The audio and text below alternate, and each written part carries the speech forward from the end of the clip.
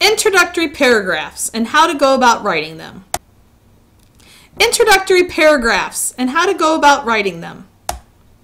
Starts with a hook, a grabber, or attention grabber. Anything to pull your readers into your paper and your writing. In middle school, you were given some advice and taught some good things for middle school. But now that you're in high school, it's time to be a sophisticated writer as you are a sophisticated young lady or young man. In middle school, you were taught the whole "imagine you were stranded on a deserted island" type of introduction. You were also told maybe to ask a question. What if you were stranded on a deserted island? Well, this book does just that.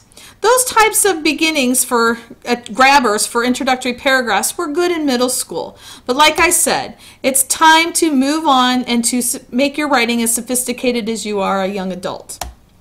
Instead, think about starting your paper, your introductory paragraph, with an interesting fact. But be careful, don't use a fact that you are already using in your body paragraph.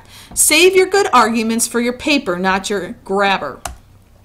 Also, don't use a fact from only one of the sources that are going to be in your paper or one of the topics in your paper. Your introductory paragraph has to cover the whole paper, not just one aspect of it. You could also start your paper with a quote. These quotes should be from people that people know, or else you should state who that person is that's giving that quote. You could try to use a source like brainyquotes.com to find quotes that tie to the main topics of your papers. You can also start with a short personal story, but be careful. It says short, and we mean short, 1-2 sentences. Also be careful because you've got to drop those personal pronouns pretty quickly in your writing. You can't continue to say I think, I feel, or use words like you and our. Those kinds of words have to go. You have to get out of that personal story quickly.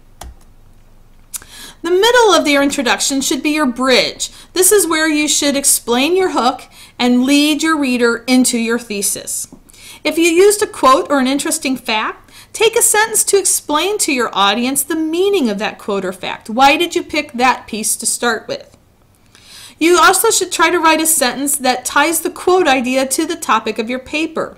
Lead us from that quote into your thesis. How did those two connect?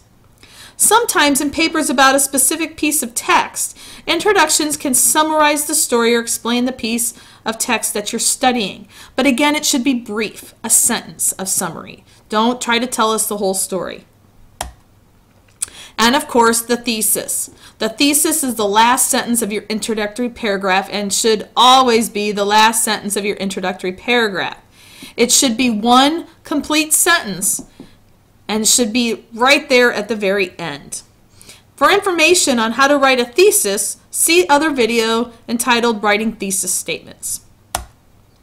And here's a source of some other resources that you can use to look at sample introductory paragraphs or sample hooks.